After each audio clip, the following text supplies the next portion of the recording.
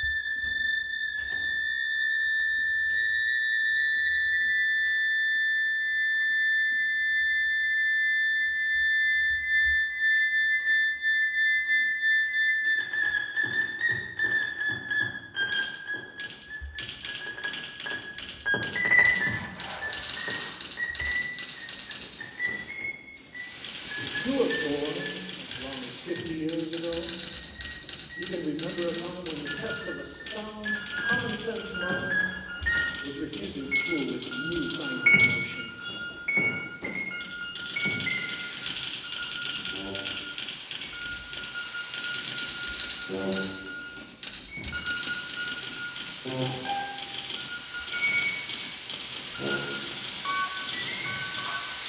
Among the objects of scorn is what we call superstition.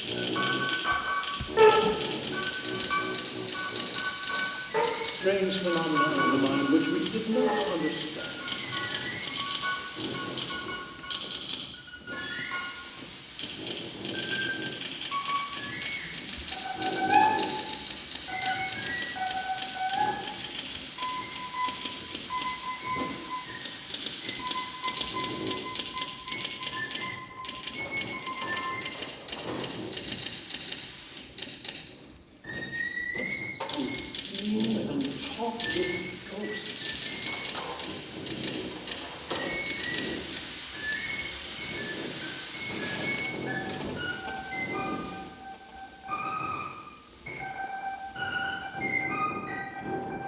The evidence in support of telepathy came to seem to be conclusive, yet it never quite became real to me. The consequences of belief would be so tremendous, the changes it would make in my view of the universe so revolutionary that I didn't believe, even when I said I did. But for 30 years the subject has been one I'd hoped to know about.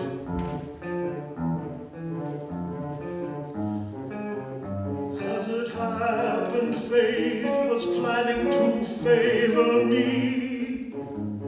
It sent me a wife who became interested, who not merely investigated telepathy, but learned to practice it.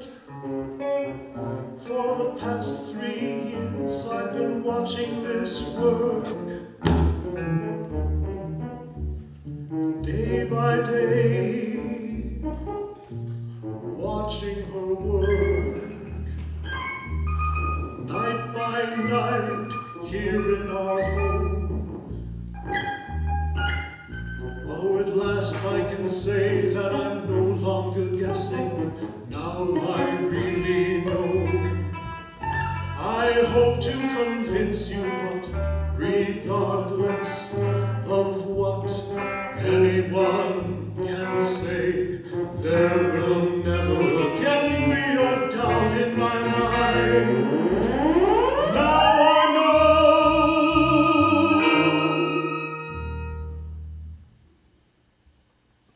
Upton and I heard of a young Polish psychic. We called him Jan. He had been astounding physicians of Southern California with feats such as piercing himself without bleeding and being buried in a box underground for hours at a time. At first, Jan wanted us to practice Hatha Yoga, but what I wanted was the knowledge which enabled him to control his body by the power of his mind.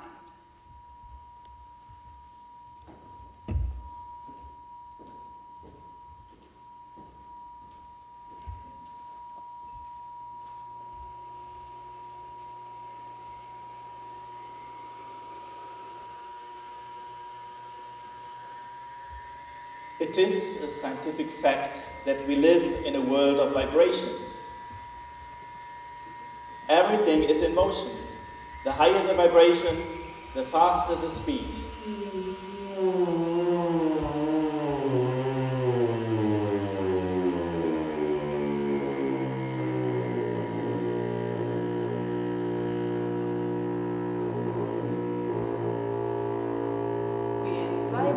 Some of the doctors who had taken part in Jan's burials to come to our home for experiment.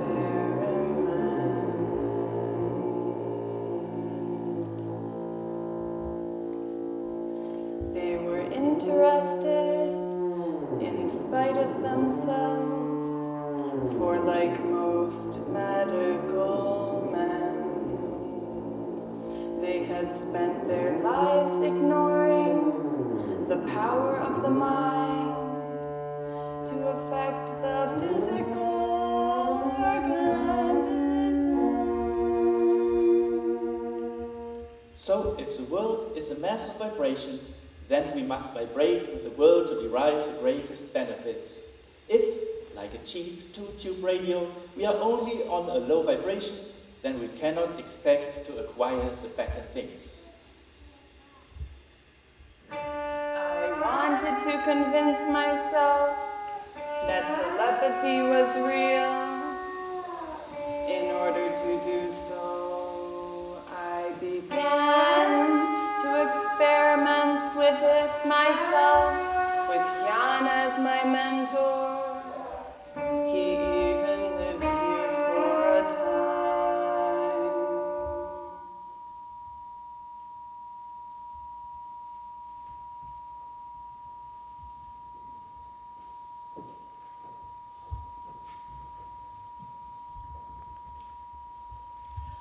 Dr. Morton Prince, the eminent Boston psychiatrist, had expressed deep interest in what I had written him about Jan, and I arranged to bring Jan to Boston.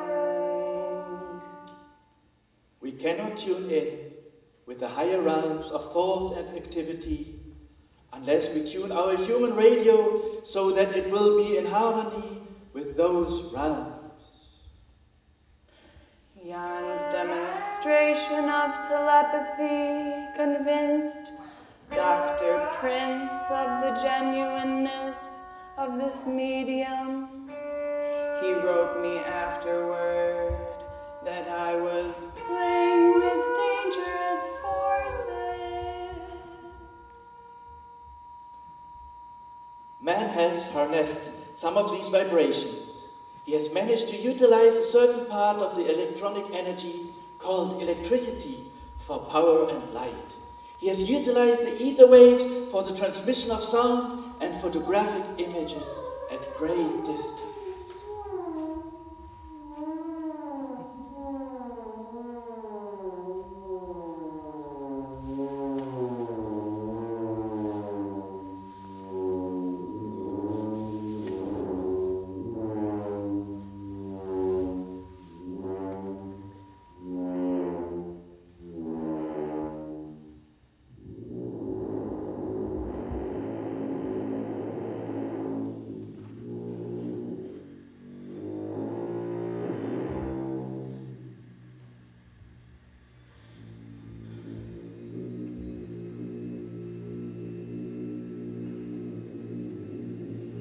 Dr. Prince's warning about playing with dangerous forces did not alarm me. I was aware of the danger, but I was also aware of the danger of ignoring such an important aspect of life as the power of the mind.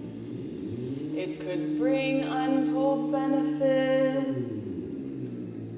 Perhaps even salvation from sin, sickness, and death. Or it could bring destruction. Furthermore, he has controlled the waves so that he may receive voices and music over his radio from all parts of the world. All of these things were called impossible even 100 years ago by men who called themselves scientists. Upton and I began our own experiments. I undertook to be the recipient of messages from Upton's mind, and he to try sending them. Our technique was simple. I would relax on a couch and suggest to my subconscious mind that I would see what he was other room with the door closed. He would concentrate all his attention upon the drawings. At the end of several months of this kind of experiment, the results were so convincing that we had proven to ourselves that telepathy happened.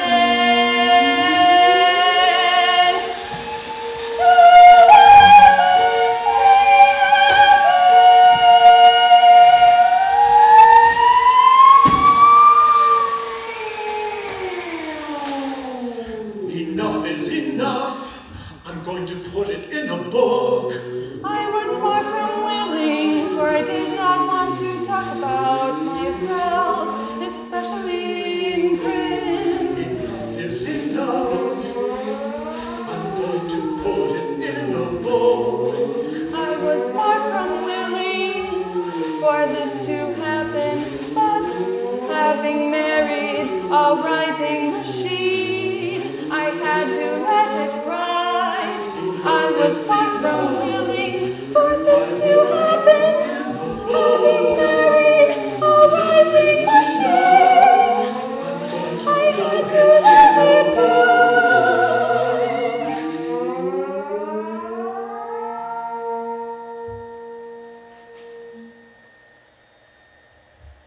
Perhaps you have noticed that many times several persons apply in Washington for a patent on the same thing about the same time. Someone writes a song you have been thinking about, or a poem, a book, or a story. You think of someone and you hear from them or see them. Whence comes all these things if not through vibrations in the various spheres which make up the universe?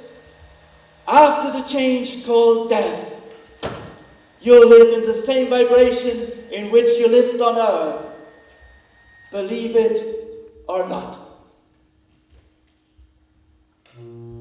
Much of the evidence which I am using rests upon the good faith of Mary Craig Sinclair. So before we go further, I ask your permission to introduce her. She's a daughter of the far south, her father a retired planter, bank president and judge of Mississippi. The fates endowed his oldest child with the blessings of beauty, health, wealth, and wisdom, and then spoiled it by manning a curse in the shape of a too tender heart. The griefs of other people overwhelm Craig. Like a suffocation, strangers take one glance at her and instantly know that she'll understand. She has always said she gets the feelings of people, not by their words, but by intuition. But she never paid heed to this gift, never thought it was a psychic matter. She was always too busy, first with her brothers and sisters, and then with the practical affairs of an unpractical author husband. When we were married 17 years ago, both Craig and I were in need of healing, having been through a siege of trouble. We began to experiment with healing by the laying on of hands. We were just groping in in the dark, but I found I could cure Craig's headaches and get them myself, while she found that she could take my indigestion, a trouble she had never known hitherto. Each of us was willing to take the other one's pains, but neither was willing to give them, so our experiments came to a halt.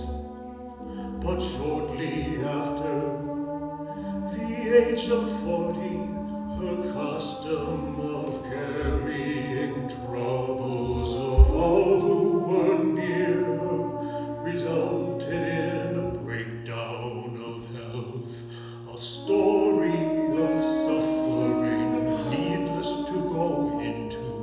Suffice it that she had many ills to experiment on, and mental control became suddenly a matter of life and death. If now she believes anything, rest assured that she has tried it out many times in the crucibles of pain, and proved it in her daily regimen.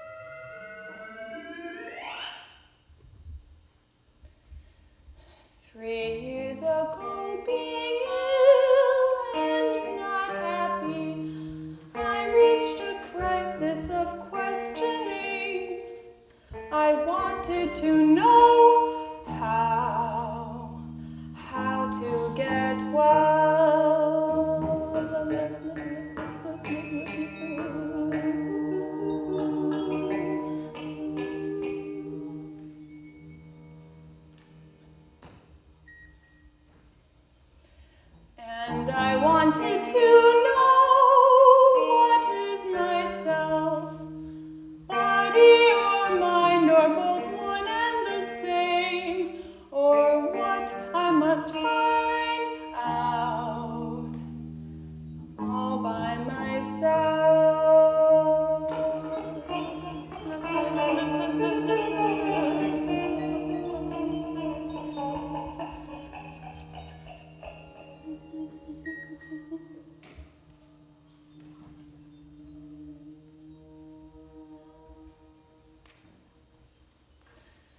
And was my mind my own, or did it receive and accept thoughts constantly from all other creatures of the universe,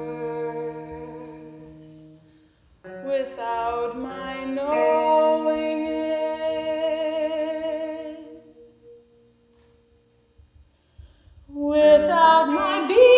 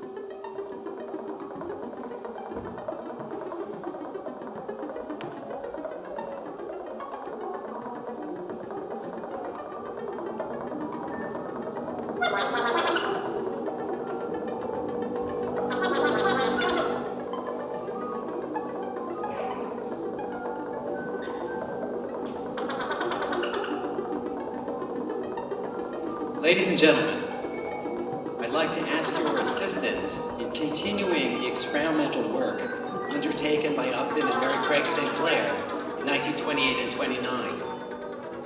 I propose 2 tests in addition to the drawing test, whose results, very suggestive results I believe, you've seen projected. Upton's drawings, Craig's drawings.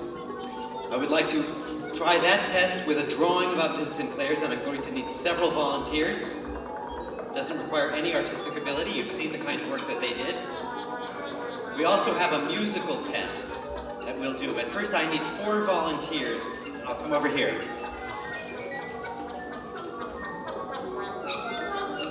Can I have one at this easel? One volunteer, please. Don't make me call upon you, yes?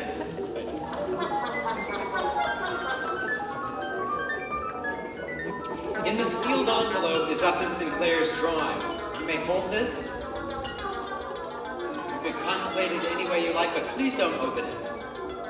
I advise that you take a few seconds, try to clear your mind, see if you can summon this image. The 3 of us, if we would go down in this direction, follow me. There are pens at the easels. Here's your arm. The other 2 of you can come on stage here. envelope, your pen. Thank you. Yes, not supposed to open the envelope. You've already done so. You've seen the image already? I think we need a new volunteer. I'm sorry. Wouldn't be a fair test now, would it? If you take that without looking at it. I'm showing it to you.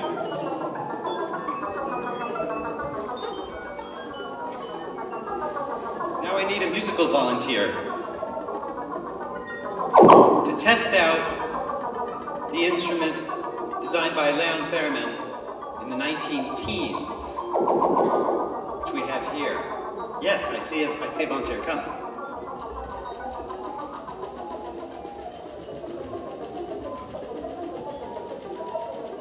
The instrument operates on a principle of proximity.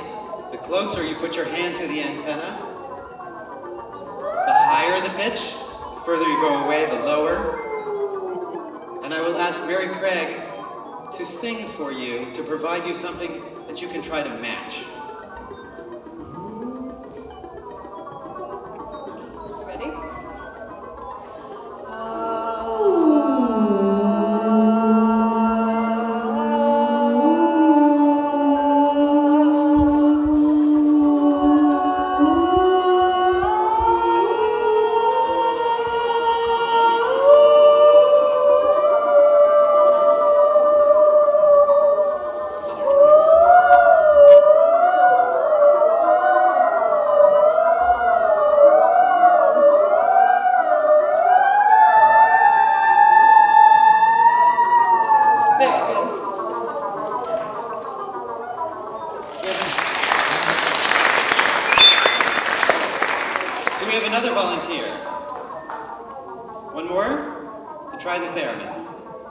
Yes, okay, come.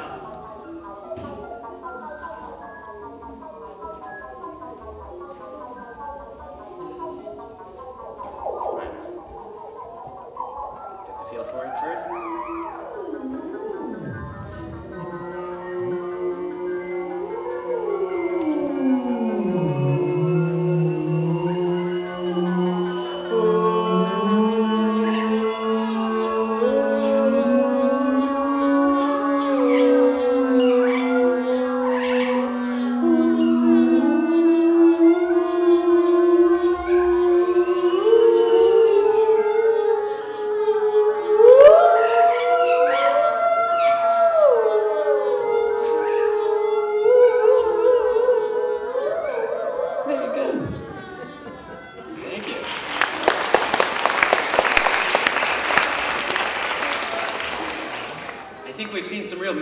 Talent from our volunteers. Let's see how the artists have done. I'm going to come along and collect the drawings.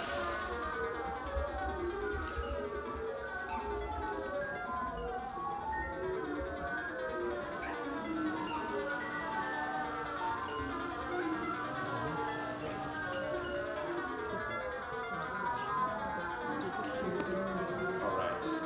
Just about finished? Pleasure. Very nice, very nice. Thank you very much. Envelope. Thank you. All right. Thank you for being here.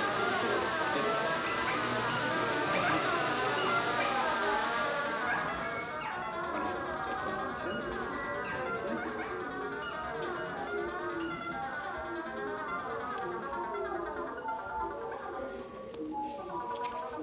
So perhaps I could ask you to be the judge of these 4 drawings. Which one has come out closest to yours? Perhaps you would like to see what your original drawing was like. This one's kind of outdoorsy.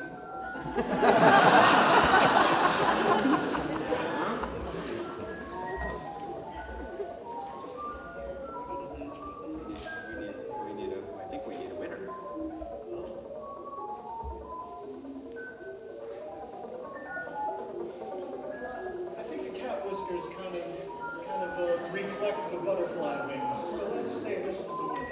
Let's, for comparison, take a look at the drawing produced by Mary Craig. Her companion to Upton's butterfly.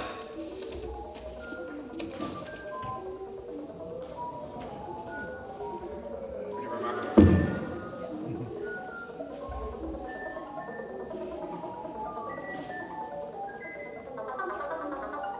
Both musical and telepathic abilities may be latent in many of us, and yet it requires rigorous hours of training and study and practice to bring them fully to fruition.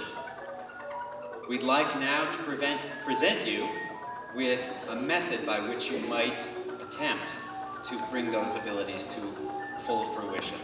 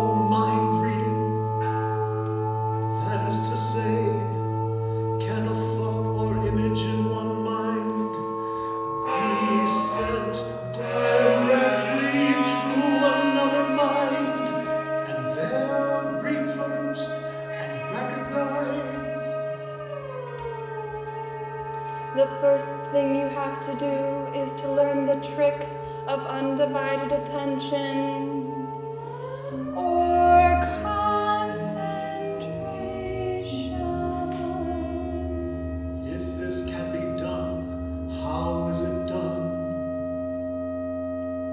The kind of concentration I mean is putting the attention on one object or one uncomplicated thought, such as joy or peace, and holding it there steadily. Is it some kind of vibration going out from the brain, like radio broadcasting? It isn't thinking, it is inhibiting thought, except for one thought or one object in thought. And if this power exists, can it be developed and used? You have to inhibit the impulse to think things about the object, to examine it, or to allow memory trains to attach themselves to it. Telepathy is real. It does happen. Simultaneously, you must learn to relax, for strangely enough, a part of concentration is complete relaxation. Complete relaxation. And while it may be spontaneous and may depend on a special endowment, it can be cultivated and used deliberately as any other object of study. There seems to be